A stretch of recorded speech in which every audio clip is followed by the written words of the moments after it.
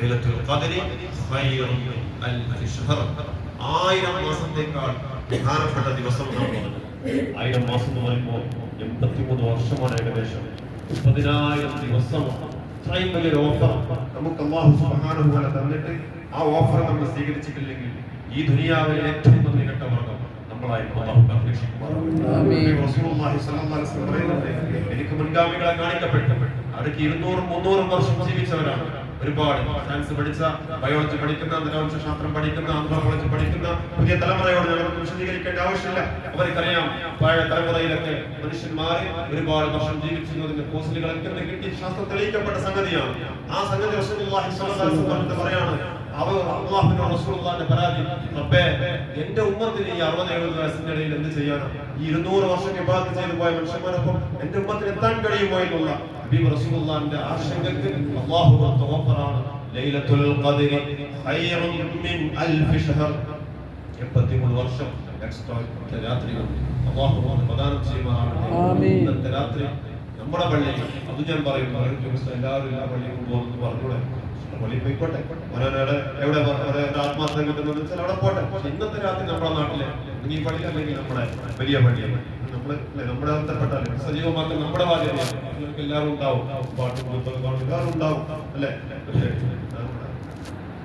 കറാമയെ കടച്ചുകൂട്ടിയല്ലോ നമ്മളാണ് വിജയിപ്പിച്ചത്. റമളാന്റെ രാത്രികളിൽ പോയിട്ട് ആണും പെണ്ണും ഒരുമിച്ച് തുള്ളിയ കറാമയുടെ രാത്രി ലോകം ഞെട്ടിയില്ലേ മലയാളികളെ കൊണ്ട്. ഉളുപ്പുണ്ട നമുക്ക് നാട്ടിനെ പറയുന്ന പോലീസും എല്ലാവരും ഇടപെട്ട അവസരം നിർത്തിപ്പിച്ചില്ലേ.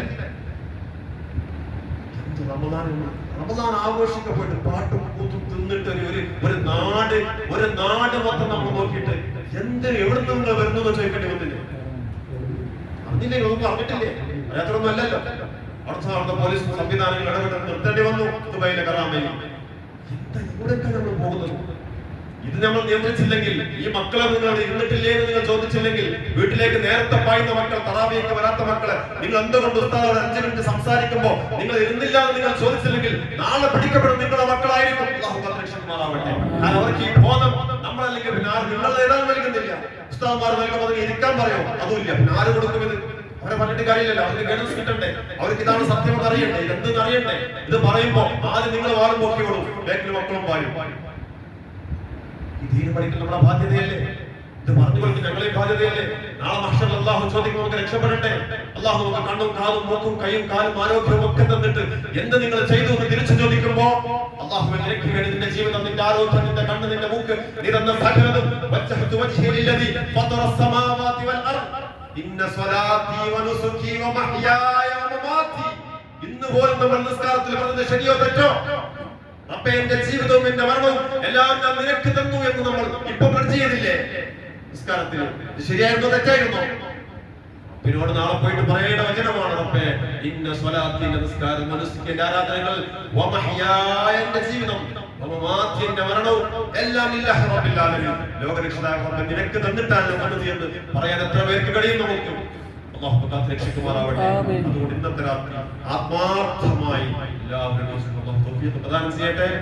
നിസ്കരിക്കുന്നവർ നിസ്കരിക്കാവുന്നതാണ്, ജമാഅത്തിൽ നിസ്കരിക്കാൻ കഴിയാത്തവരൊക്കെ ഉണ്ടാകും, ബുദ്ധിമുട്ടുള്ളവരൊക്കെ ഉണ്ടാകും. നിർബന്ധിക്കുന്നില്ല. ഇക്കാലത്ത് നിർബന്ധവും നമുക്കില്ല. അങ്ങനെയാണ് പ്രഖ്യാപിച്ചത്. അതുകൊണ്ട് കഴിയുന്നവരൊക്കെ വരിക. വിത്ത് നിസ്കരിച്ചവർ പിന്നീട് നിസ്കരിക്കാവുന്നതാണ്. അവർക്ക് ഖിയാമല്ലായിട്ട് നിസ്കരിക്കാവുന്നതാണ്. ലാസ്റ്റ് റക്കാത്തുന്നോ അവർക്ക് മാറി നിൽക്കാവുന്നതാണ്. അതല്ല വിത്ത് നിസ്കരിക്കുന്നവർക്ക് പിന്നെ നിസ്കരിക്കാതെ മാറി നിൽക്കുന്നവർക്ക് വിത്ത് നിയത്തോടു കൂടി തന്നെ നിസ്കരിക്കാവുന്ന പ്രദാനം ചെയ്യട്ടെ. നിസ്കാരമുണ്ട്, എല്ലാവർക്കും അറിയാവുന്നതാണ്. നിസ്കരിക്കും. ഖുർആൻ ഇറങ്ങിയ ദിവസമാണ്, മാസമാണ്. ഖുർആൻ അധികരിപ്പിക്കുക. അല്ലാഹു തൗഫീഖ് പ്രദാനം ചെയ്യട്ടെ. അസ്സലാമു അലൈക്കും വറഹ്മത്തുള്ളാഹി വബറകാതുഹു.